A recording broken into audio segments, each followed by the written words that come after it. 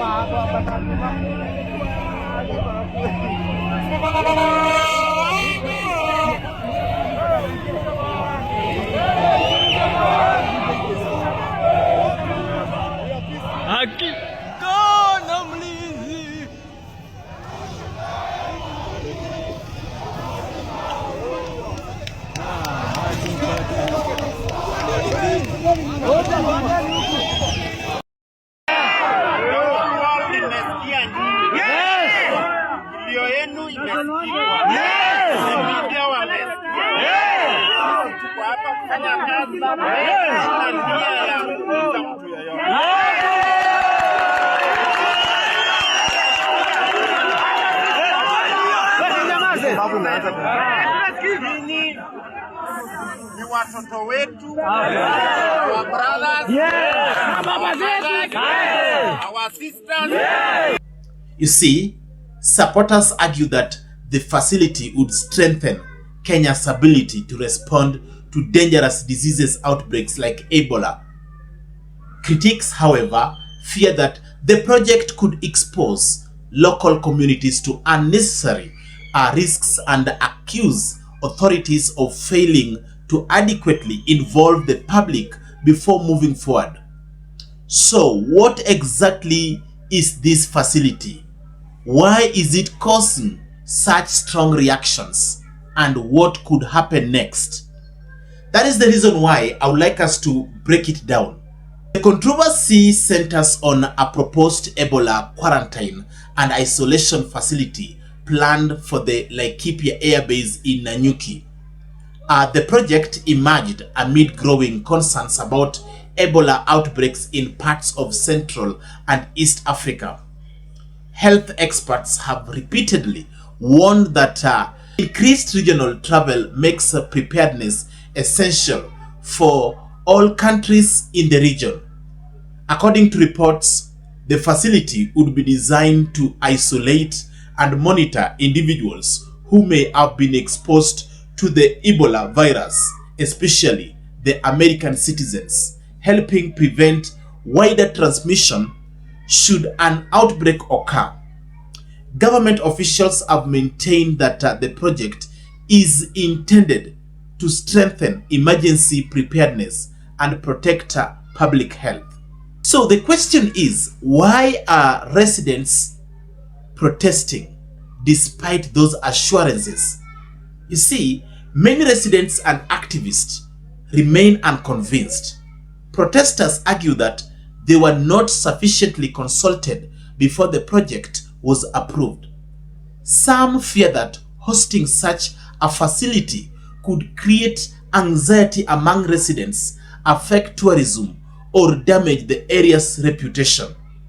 Others view the issue through a broader political lens, questioning whether Kenya should host a facility that is perceived by some as serving foreign interests.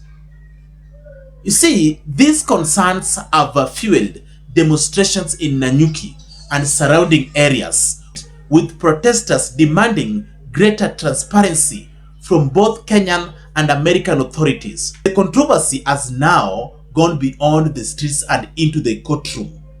Civil society organizations challenged the project, arguing that important constitutional requirements, including public participation, may not have been fully met. As a result, the High Court issued temporary orders halting further implementation of the facility until the case can be heard and determined. The court proceedings are expected to play a major role in deciding the future of the project, though reports have it that the facility is already operating and that there are Ebola suspected patients who have been admitted in that facility. Kenyan officials have defended the initiative, insisting that it is not exclusively intended for foreign nationals. They argue that the facility would enhance Kenya's disease surveillance and emergency response capabilities while contributing to regional health security. So this is the Health Cabinet Secretary Adan Duale defending the government's position as far as this facility is concerned. Pedestrian argument that the U.S. is bringing Ebola patients to Kenya. By the way, let me. So what is it? By the way, let me even give you. What is the agreement then? Let me even tell you. Let me tell you. Tell us first. The first U.S. patient who got Ebola went to Germany. Was taken to Germany. Yes. And by the way, second one to the Czech Republic. Yes. Yeah. The one in Germany is doing very well. Okay. This facility, the U.S. government has promised to give the Kenya government 1.7 billion. Yes. That 1.7 billion, just like what support Africa CDC is giving us, just like what WHO is giving us. Beyond the legal and political arguments lies a larger question. How should African countries balance international partnership with public concerns and national interests? As global health threats continue to cross borders, governments are increasingly required to cooperate on disease prevention and emergency preparedness. At the same time, citizens are demanding greater transparency, accountability, and participation in decisions that affect their communities. The debate unfolding in Laikipia reflects these broader challenges. And for now, the future of the proposed Ebola facility remains uncertain. The courts will continue reviewing the case. Protesters are expected to maintain pressure on authorities, and government officials remain determined to defend the project. You see, whether the facility ultimately proceeds or not, the controversy has already sparked an important national conversation about public health, governance, and Kenya's role in international partnerships. Now, my question is, what do you think?